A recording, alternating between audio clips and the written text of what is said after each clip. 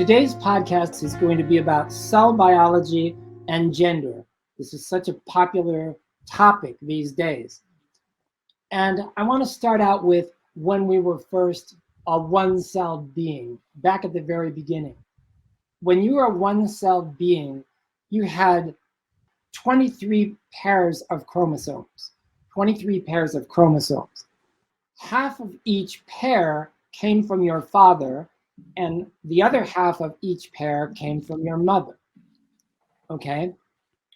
So inside each chromosome are long strands of your DNA. Now, here's the thing. There are 23 pairs of chromosomes. 22 pairs are the same, but the 23rd pair is different. That's the sex chromosome. The 23rd pair contains either double X or XY chromosome. So if you're a girl, your 23rd chromosome is a double X. If you're a boy, your 23rd chromosome is XY. Now the sperm is what carries an X or a Y chromosome at the moment of conception. The egg only has X chromosomes. So therefore, since the sperm can carry either an X or a Y chromosome, gender is determined by the father at the moment of conception. Your gender is then permanently fixed for your entire life. You're either double X or XY. This is basic, immutable human cell biology. Now, some news readers and teachers will pretend like they don't know this fact. And some of them really don't know it. But too bad for them. This is a fundamental principle of mammalian cell biology. Okay, now after your one cell becomes two becomes four becomes eight.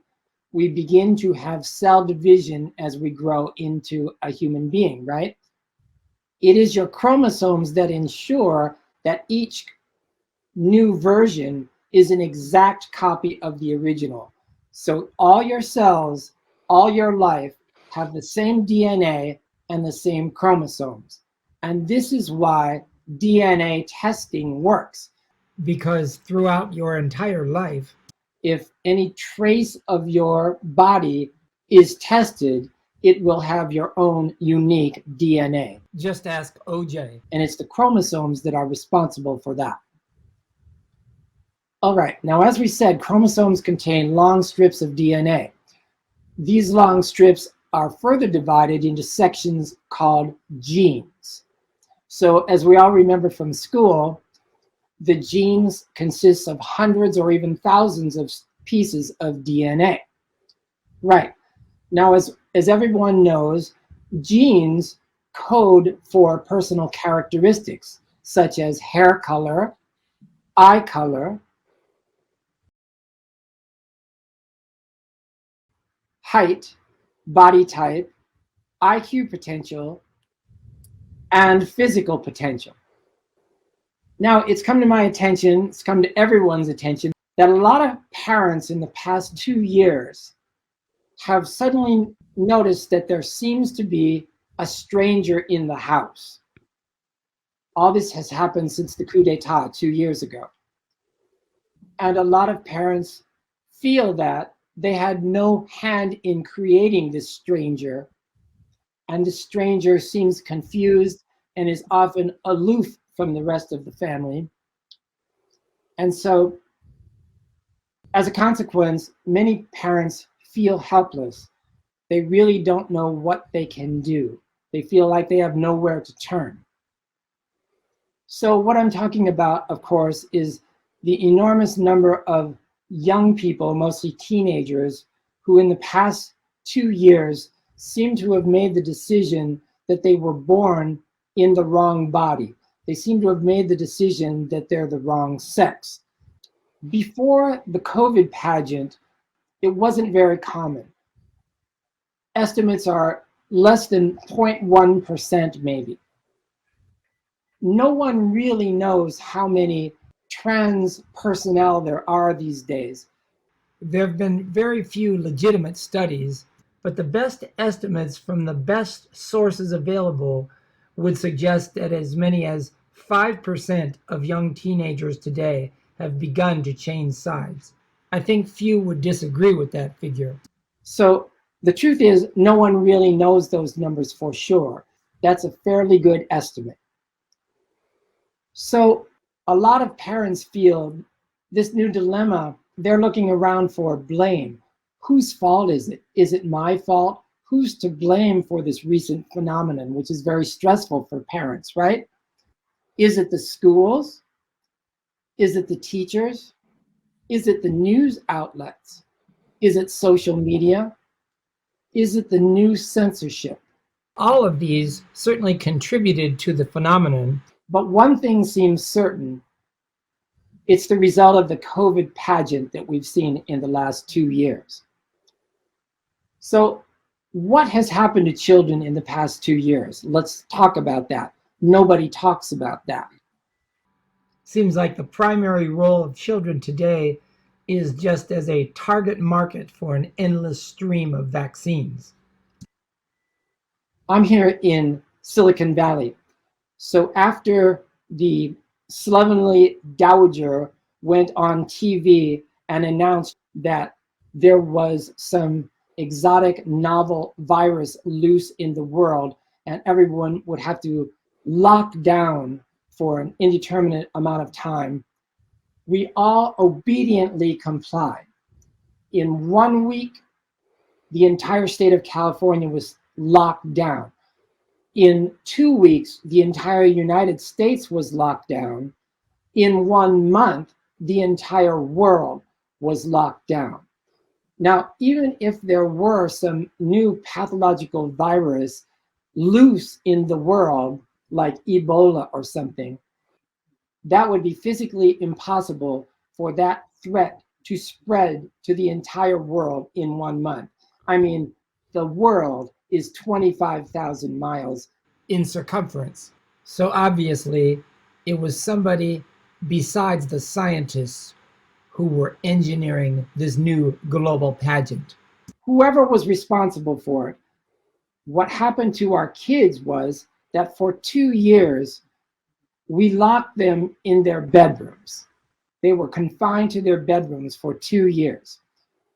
And so as far as blame or who's responsible for this, we must, all of us, accept part of that responsibility. Why? Because for the first time in mankind's history, we all tacitly accepted, without any objection whatsoever, a preposterous new idea: the quarantine of the healthy. The quarantine of the healthy. Now, there have actually been in mankind's history some real epidemics, but always the common sense remedy was what? To confine the sick. At no time in human history has anyone ever come up with the ridiculous idea of quarantining the healthy. Now, here's the problem. Those kids, they weren't locked in their bedrooms alone. No, someone else was in there with them. The metaverse, their iPhone, their laptop, and it was unlimited access all day, every day. Not only were the children forced to be confined in their bedrooms for almost 2 years, but their access to the metaverse was unregulated. Parents assumed they were doing schoolwork for most of the day, but after that, it was completely unregulated. And this change, this global change in kids, we can still observe at millions of dinner tables every night. You've seen it. The kids come to the dinner table with what? Their cell phone, and they don't look up from their cell phone for the entire dinner because you let them. So think about it, parents. I mean, what did we really expect, right? We lock our kids up in their bedrooms for 2 years with this metaverse, right? So did we really expect the same happy kids who went in there to come out the same? Did we really expect that? Many of these kids made discoveries while they were in lockdown. Many of them discovered that they didn't need any outside world, that this artificial metaverse was completely fulfilling. It satisfied all their curiosities, their need to connect. It answered all their questions about who they were becoming. It was the perfect substitute for reality. Now, during this time, all this time on the metaverse, a new option was served up to these millions of kids. And that option was this, obviously, the concept of gender fluidity. The suggestion that maybe I'm really not a boy, maybe I'm really not a girl, maybe I was born the wrong gender in the wrong body. So this occurred to millions of kids for the very first time while under lockdown. As children are now released back into the world and their incarceration has ended, there have really been very few, if any, legitimate studies about the long-term effects on these Zoomers. How did it really affect them? Intellectually, emotionally, spiritually, psychologically, and academically. Those questions have yet to be answered, but one thing is sure, this is going to be a permanent effect on this demographic. So let's go back to the parents now for a minute. So the parents' first reaction, a lot of them, was to be in shock. Suddenly their beautiful young girl was a boy. Suddenly their beautiful young boy was a girl. So this 5% of the youth population was beyond anyone's expectation. No one was prepared for it. So for a lot of parents that I've talked to, they felt that this was the loss of their most cherished dream, right? I mean, what is the most cherished dream of all parents? That their kids grow up healthy and happy and able to find their place and be successful in a confusing, sometimes chaotic, sometimes vicious world. But now those dreams are threatened. That's how many parents regarded their situation. And the parents really had nowhere to turn for support, because you look at all of monodimensional media, what is their position on this phenomenon of the trans ideology? Everything is one-sided. Everything supports them, everything offers them celebrity, and no one is allowed to criticize it in general. So my opinion is this could not possibly have been a natural occurrence. This was contrived, a consequence of the 2-year lockdown. And the reason I say that is prior to the COVID phenomenon, it was less than 0.1%. And today it's as many as 5% of young people are considering that they may be the wrong gender. So that didn't just happen. It's not really like the gay and lesbian lifestyles of the 90s. You know, those people just decided to choose different partners. That was completely different. They weren't denying their own self-physiology. And as a consequence, the gay lifestyle has been totally assimilated into mainstream culture for the most part. That will be extremely difficult for that to happen with the trans ideology. There's no real comparison between the two. So, no matter what anyone tells you, gender has nothing to do with how you feel, your politics, your race, your social status, your religion, what anyone tells you, social media, your passing whim or moods, or even drugs. Your gender, as we have said, as we have proven, was determined permanently at the moment of conception. You're either a double X as a girl or you're XY as a boy. That is immutable. Of course, you can change your lifestyle, start to dress up like the opposite sex. You can take on the affectations of the opposite sex. But no matter what anybody tells you, what you can't change is your cell biology in every one of your cells, XX or XY. So somebody told me this example, and here it is. Just because you suddenly say you're something you cannot possibly be, don't expect everyone to support this sudden whim of yours. Let's say that you wake up one morning, for example, and you have this craving for warm blood, right? And you don't feel that you should go out in the sunlight in the daytime because you've suddenly realized that you're really a vampire. And you start asking permission of people if you can enter their house. and you suddenly want to get rid of all your silver jewelry, just like in True Blood, you're a vampire now, right? You know, the whole thing. So is it reasonable for someone who makes that decision they're a vampire that everyone should immediately support them and respect that whimsical choice of theirs? That's a really good question. Mother Nature bats last. Your cell biology bats last.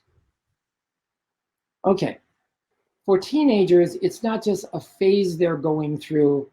Once they have the option to inject synthetic testosterone into their bodies to really try to effect this transformation, that's a completely different discussion.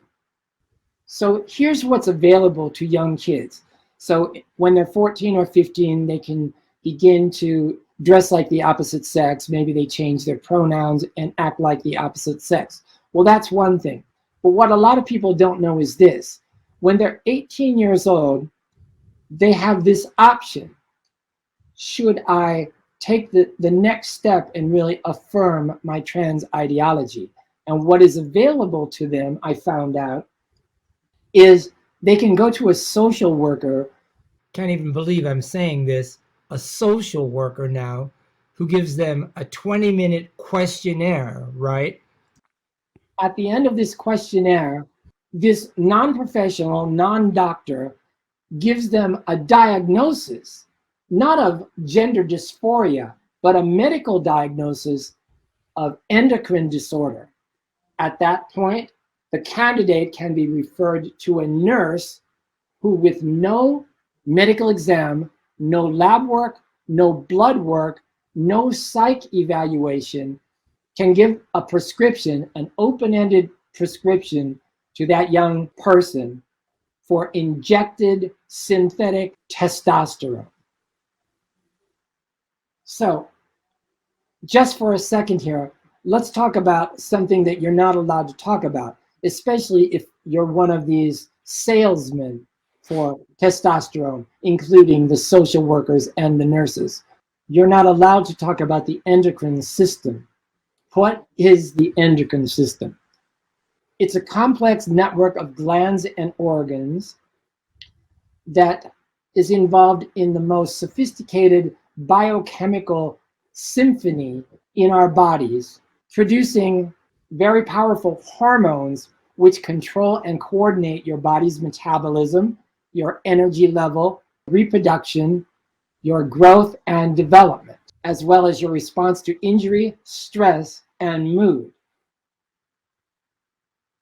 For the most part, organized medicine has only the vaguest notions of how the endocrine system really works. We have no idea how it really controls the body. Just for a minute here, let's look at a few parts of the endocrine system. The hypothalamus, which controls water balance, sleep, temperature, appetite, and blood pressure. The pituitary, which controls functions of the other endocrine glands. The thyroid, which controls metabolism. The adrenal glands, which produce corticosteroid hormones that maintain blood pressure and regulate metabolism, the pancreas, which regulates digestion and blood sugar, the ovaries that contain the egg cells necessary for reproduction and produce estrogen and progesterone, and the testes, which produce testosterone and the sperm. So like I said, most of these social workers and most of what you will read on social media groups know none of this. For them, they know two words. They know testosterone and they know estrogen. And they know that these synthetic hormones may be able to change a few secondary sexual characteristics, but in a random and unpredictable fashion. They almost never talk about side effects of synthetic testosterone, probably because they don't know anything about it, but also I really think it's because they would discourage the candidate from making that decision of open-ended injections. They know nothing about dosages Because the kid usually gets the maximum allowable dosage to start with. Okay, so what I did was, and you can do this too, it's really easy. You can look up the real side effects from synthetic testosterone, and I used a number of peer-reviewed medical sources. I just want to go over this real fast with you because nobody else is going to do this. Ready? Microembolism, can't breathe, anaphylaxis, acne, alopecia, cancer, birth defects, infertility, high blood pressure, thinning of brain layers, deep vein blood clots, weight gain, decreased libido, heart attack, pelvic pain, vaginal atrophy, male pattern baldness, sweating, endometrial hyperplasia, ovarian cancer, impotence, sleep disorders, abnormal cholesterol, oily skin, emotional changes, skin patches, aggression, liver dysfunction, cardiovascular disease, and breast cancer. So you don't have to take my word for it. At the end of this podcast, you're going to see a list of references. Here are just a few of those peer-reviewed references that you can research yourself. Please do. Here's another fact that no one is allowed to know. Did you know that fully 82% of trans individuals eventually will attempt suicide? For 40% of them, it is successful. Did I make this up? Did I get this off some right-wing website? No. This is from National Library of Medicine, NIH. There's the link right there. You read it. Okay. now you probably know of a YouTube commentator named Ben Shapiro. And he interviewed this very well-spoken young lady named Helena. It's very easy to find this video. Okay, and Helena was a trans individual starting when she was 14, and she went through the whole experience, including the testosterone. And she is such a brilliant and honest person. I really encourage you to watch that entire video. It's not that long. But here's just a few of the things that she told Shapiro. She started with the idea that she was really born a boy when she was 14. She got it online from some chat group. And then, you know, when you're 14 and 15, you're kind of confused about the world in general, just because you're a young teenager, you don't know what you're becoming. So these chat rooms told her that those feelings were the indication and the proof that she really was a trans individual.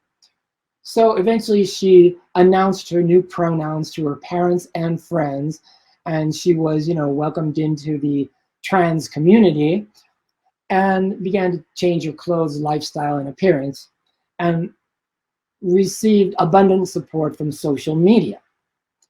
Okay, so this went on for almost 4 years. And finally, when she was 18, here was the decision. Am I going to take this to the next level, my commitment to the trans ideology?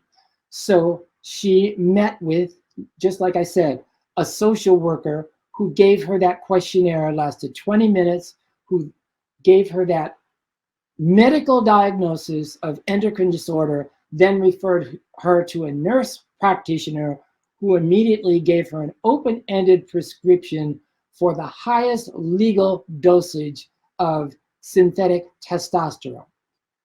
She did that for a year and a half, did those injections for a year and a half. She describes the hell that she went through during that time. First of all, with a extremely enormous increase in libido with which she had no experience, constant fits of rage, depression, and incidents of self-injury.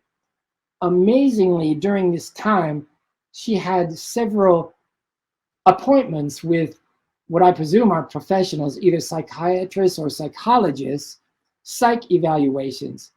And listen to this, not one of them even suggested that she slow down or alter her prescription protocol in any way. And so I'm thinking this is actually logical to me, because I'm thinking that, give me an example of what, okay, first of all, who is the number one constituent of all media advertising? It is the pharmaceutical industry. So try and think of any instance where a professional is allowed to interfere with an ongoing prescription of drugs and injections. So just think about that. Finally, after a year and a half, Helena realized that this was not for her. Her life was terrible. It was a hell. And she, of her own volition, stopped the injections and reverted back to the beautiful young woman that you see in that video. Ben Shapiro uncharacteristically did not interrupt this girl the entire interview. And she was so honest and so forthcoming. And I remember the last question he asked her was, do you have any advice for these young teenagers who are about to embark on the same path that you did? And she gave the only honest answer that you could. She said, no, I don't have any advice for them. It's everyone's choice. And then she talked about suggestions on how parents could better understand it. But please, whatever you do, watch that video on YouTube. Now, I was wondering this. What percentage of kids who make this transition, what percentage of them revert to their original gender? And like I said, there are really almost no legitimate studies for this. You can find a few claims and a few papers on it. Nobody really knows for sure, but the best statistics that I could come up with were somewhere between 13 and 57% of trans individuals do revert to their original gender. This idea here, this next idea, is different. Here we do have legitimate studies with actual percentages. What percentage of trans individuals have other psychiatric disorders In addition, and that figure, I learned, is 90%. So again, I did not make up this figure myself. It's a very legitimate study. It's in PubMed, National Library of Medicine. Here is the link for that, and you can see that in the list of references at the end. Okay, so we're coming to the end here. In conclusion, what is certain is that this trans ideology is not going away anytime soon.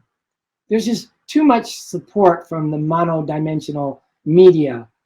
you know, instant celebrity and all that from virtually all avenues of media. I have had an inside source for this research, and I learned from my inside source the most remarkable fact of all. These kids are young, resilient, and most of them have their birthright fairly intact. The joy of living, of youth. And this whole issue of gender fluidity and separate bathrooms, etc., it's simply no big deal for them. I mean, this is the only time they've ever been alive, right? So this must be what the world looks like. and it's mostly okay. And my inside contact has also taught me the most important lesson of all. Kids should be allowed to be kids. They're expected to do silly things as they grow up and evolve and try to figure out who they're supposed to be. So if they want to dress up and act like the opposite sex, where every day is Halloween, fine. They should have the freedom to try out practically any silly kid phase, right? I mean, think of all the silly things you did when you were, I did some crazy things when I was a teenager. But all this changes once the issue of injected hormones emerges at 18 years old. That's a whole new ball game. Once you bring hormone shots into the discussion, we've gone beyond teenage hijinks, right? It's no longer a phase.